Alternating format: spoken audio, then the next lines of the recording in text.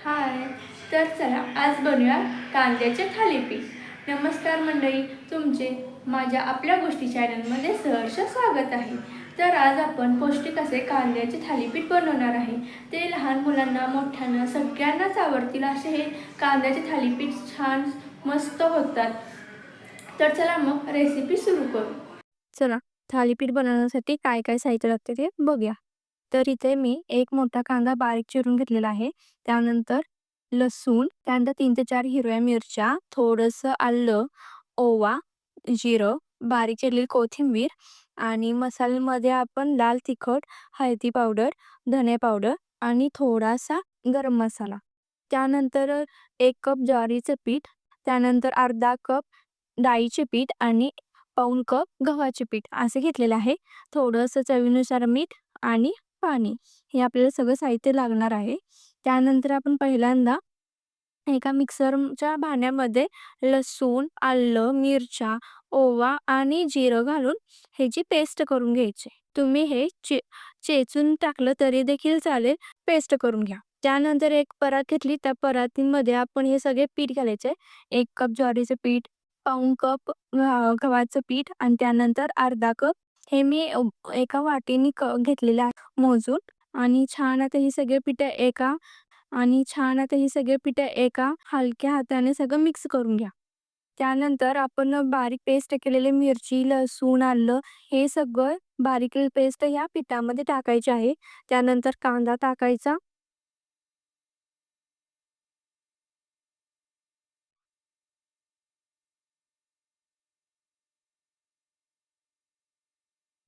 त्यानंतर हे सगळे आपण मसाले घेतले आहेत, कोरडे मसाले हे सगळे त्यामध्ये टाकायचं आहे. तुम्ही लाल तिखट तुमच्या चवीनुसार टाकू शकता, कारण आपण त्यामध्ये हिरवी मिरची घातलेली आहे. जर लहान मुलांना जर तुम्ही खायला देणार असाल तर हिरवी मिरची न घालता लाल तिखटच तुम्ही घालू शकता. नाहीतरी हिरवी मिरची आहे म्हणून तुम्ही लाल तिखट जरी नाही घातलं तरी सुद्धा चालेल. आणि हे सगळे कोरडे जिन्नस एकत्र पिठामध्ये छान मळून घ्या. त्यानंतर थोड्या वेळानं थोडंसं पाणी घालून ते पीठ मळून घ्या. जास्त सैल पण करायचं नाही आणि जास्त घट्ट पण नाही करायचं. मीडियममध्ये पीठ ठेवायचं आहे, जेणेकरून आपल्या हे थालीपीठ व्यवस्थित थापता येते असं करायचं आहे. थोडं पाणी घालून मळून घ्या. ह्याच्यासाठी मला 1 ग्लास पाणी लागलं आहे मळण्यासाठी. तुम्हाला तुमच्या पिठानुसार तुम्हाला किती पाणी हवं ते घाला. पण कणिक ही मीडियमच ठेवा. जास्त घट्ट किंवा जास्त पातळ करू नका. त्यानंतर इथं हे थालीपीठचं पीठ जे कणिक आहे ती मळून घेतलेलं आहे आणि वरून थोडीशी बारीक चिरलेली जेवढी कोथिंबीर होती ती सगळी कोथिंबीर घालून अजून एकदा छान मळून घ्यायचं आहे. तुम्ही बघत आहात की मी कशी कणिक मळून ठेवलेलं आहे. एकदम मीडियम, जास्त घट्ट पण नाही केली आणि लई सैलसर पण नाही केली. हे बघ.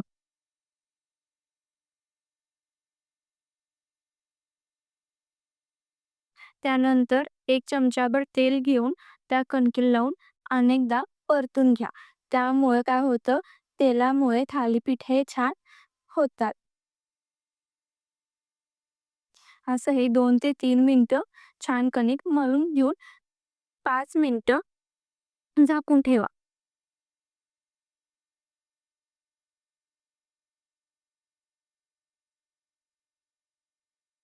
त्यानंतर 5 मिनिटानंतर हे झाकलेली कणिक काढून आपण आता थालीपीठ करायला घेऊया. त्यासाठी मी एका पळपुट्यावरती आपल्याला सुती कापड घ्यायचंय. सुती कापड त्या पाण्यामध्ये बुडवून घ्यायचंय ओला करून आणि एक छान गोळा करा आणि गोळा करताना तो मळून घ्या. जेणेकरून जे आपले थालीपीठ आहेत ते चांगले होतील, थापायला व्यवस्थित येतील.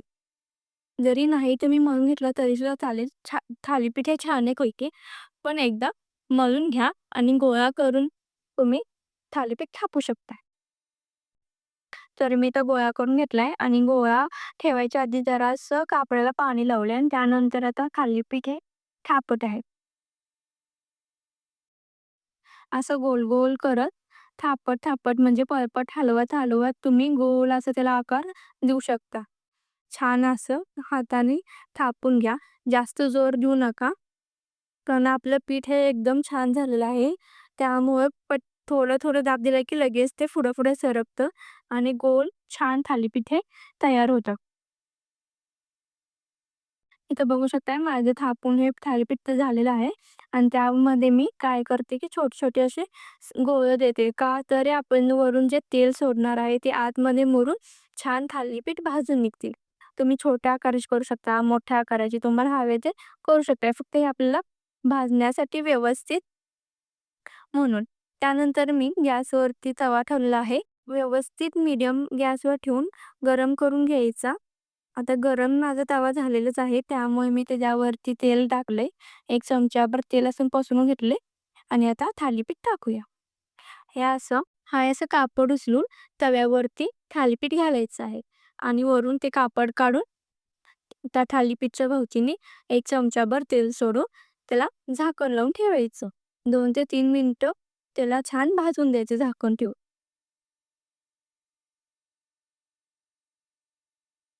आता थालीपीठ हे भाजायसाठी ठेवले. आता बघू तयार झाले का? की 2 ते 3 मिनिटानंतर मी उघडून बघितलं.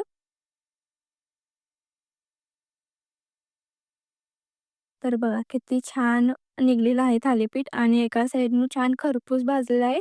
आता दुसऱ्या साईडला आपण थोडंसं तेल लावून परत आपण एका साईडनं भाजून घेऊया.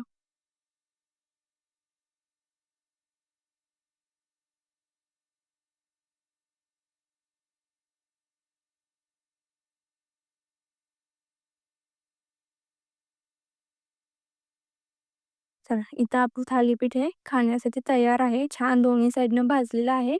तर इथं मी थालीपीठ हे दह्यासोबत आणि मुगाच्या उसळसोबत खात आहे. तुम्ही दह्यासोबत, सॉससोबत, शेंगदाणा चटणीसोबत खाऊ शकता. असेच माझे नवनवीन व्हिडिओ बघण्यासाठी तुम्ही माझ्या चॅनलला सबस्क्राईब नक्की करा. चला भेटू परतच्या व्हिडिओमध्ये. बाय.